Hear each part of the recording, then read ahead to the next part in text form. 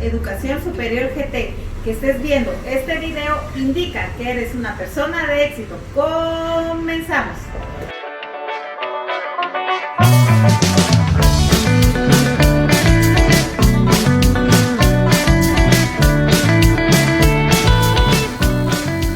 Derechos reales. En el libro segundo del Código Civil guatemalteco, Decreto Ley 106, se regula lo relacionado con los bienes, la propiedad y demás derechos reales.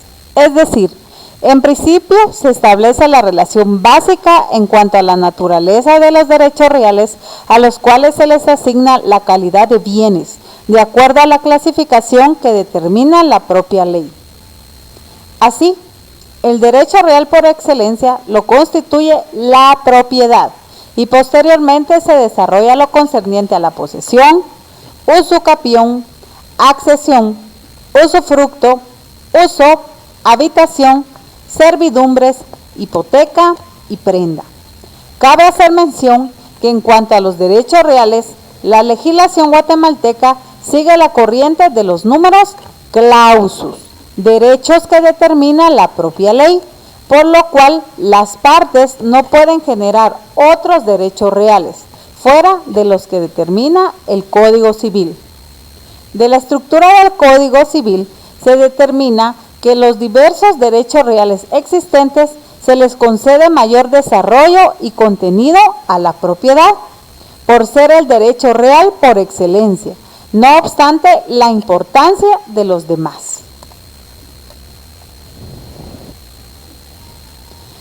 Definamos derechos reales. La legislación en Guatemala no establece una definición de lo que se entiende por derechos reales. El contenido dentro del código enuncia cada uno de los derechos mismos que ya acabamos de verificar en la diapositiva anterior. Los expone, los agrupa en atención al derecho real por excelencia, los de mero goce o disfrute y los de garantía. Las cosas y su apropiación son elementos vitales para la vida del hombre, para su bienestar, para su cultura y moral.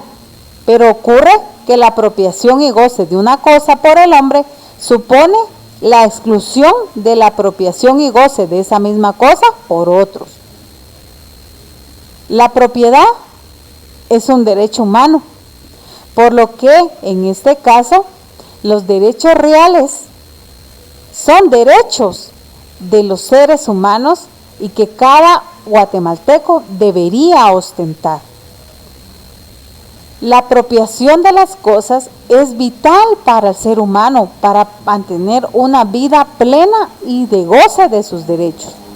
Pero realmente la definición jurídica de derecho real es que es un derecho absoluto del contenido patrimonial, cuyas normas sustancialmente de orden público se establecen entre una persona, sujeto activo, una cosa, que es el objeto, y la relación inmediata, que previa publicidad obliga a la sociedad, que es el sujeto pasivo, a abstenerse de realizar cualquier acto contrario al uso y goce del derecho real.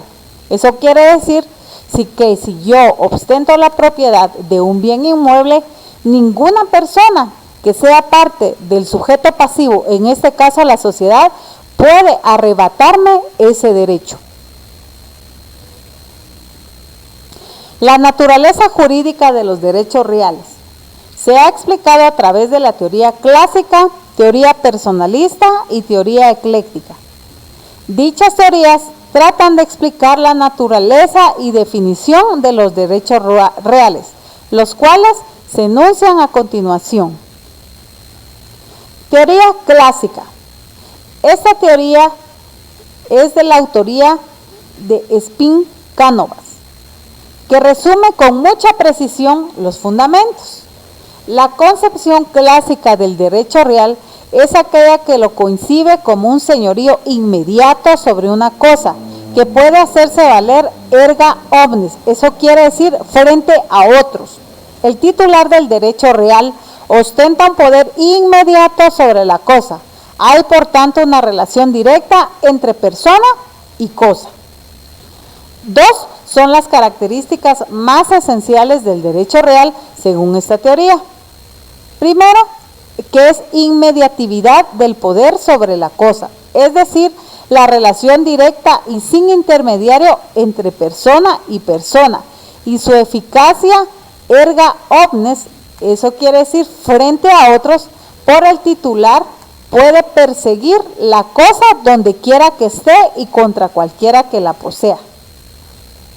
Concebido de esa suerte, el derecho real como figura contrapuesta al derecho de obligación personal, ya que consiste en una relación entre dos personas por los que una de ellas tiene que realizar una prestación y la otra puede exigir que se realice esta prestación.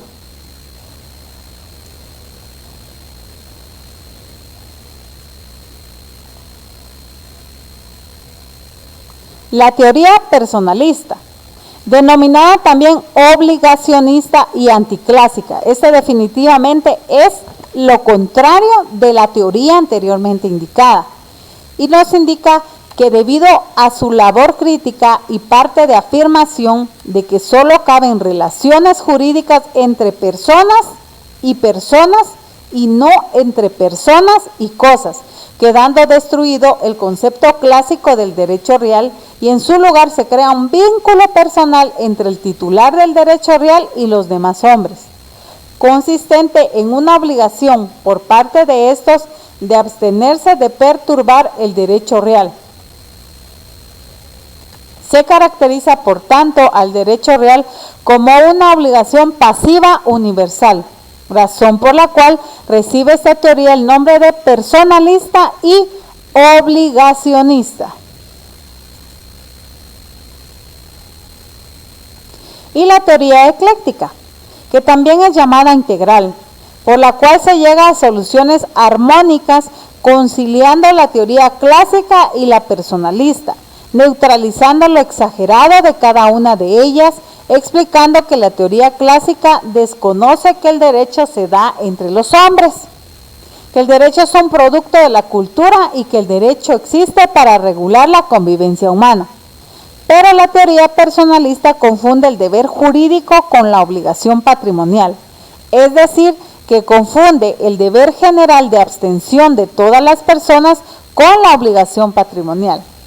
La relación de propiedad se produce entonces entre propietario y las demás personas, pero el objeto de dicho derecho es un bien, sobre el cual el propietario tiene un poder directo e inmediato, por consecuencia del cual las demás personas están obligadas a respetar su derecho. ¿Cuáles son las características entonces de los derechos reales? Es un derecho absoluto, es decir, no reconoce límites. Es de contenido patrimonial porque solo importa aquello que sea susceptible de valoración económica. Mucha atención y ojo en esto. Si no es de contenido patrimonial, definitivamente no es un derecho real. Es un vínculo entre una persona y una cosa. Es una relación inmediata, pues el uso y goce de las cosas es de manera directa, sin necesidad de ningún acto de terceros.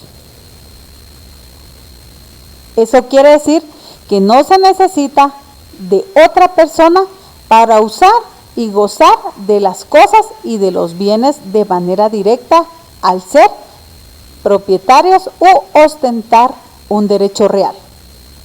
Son erga omnes, eso quiere decir que se ejercen contra todas las personas, contra todos, y se rige por el principio de legalidad, pues solo existen aquellos derechos reales creados por la ley. En Guatemala solamente los derechos reales son los que están regulados en el Código Civil.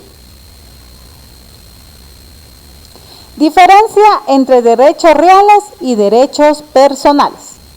Asimismo, debe tenerse en cuenta la diferenciación entre derechos reales y personales. Así, el autor Alfonso Brañas expone: en los derechos reales El titular tiene una relación y poder jurídico inmediatos sobre la cosa. En el derecho personal, la relación jurídica está referida a otra persona, a otro ser humano, o puede ser a una persona jurídica. Así, por ejemplo, el derecho de propiedad sobre un bien inmueble se concibe directamente sobre el mismo. En cambio, si una persona deuda a otra una determinada cantidad de dinero, la relación jurídica se entiende existente de persona a persona. Debe tenerse muy presente en todo caso que el derecho, o en otras palabras, la relación jurídica que deviene por el surgimiento de un derecho, solo existe de persona a persona. En los derechos reales se hace énfasis en la cosa, en el objeto, en el bien, para resaltar el poder o facultad sobre la misma.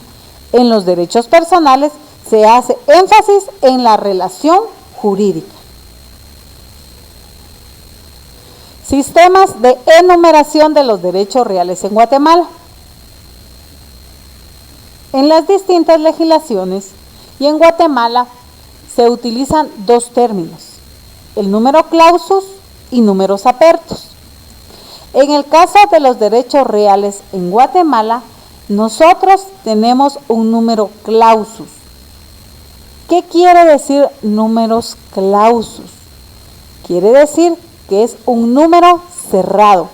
En Guatemala, en materia de derechos reales, se determina que la creación y estructura de aquellos derechos solo pueden ser establecidos por la ley, lo que nos diferencia de otros países como España, donde impera el sistema de número abierto, en virtud del cual las partes pueden crear nuevos derechos reales o modificar los existentes. En Guatemala tenemos que tener muy presente que nuestros derechos reales están en números cerrados o números clausus. Significa que solamente los que regula el Código Civil son derechos reales. Y números apertus, solo para hacer referencia, son aquellos que permiten crear a los particulares otros tipos diversos de derechos reales, además de los que regula la ley, porque son números abiertos.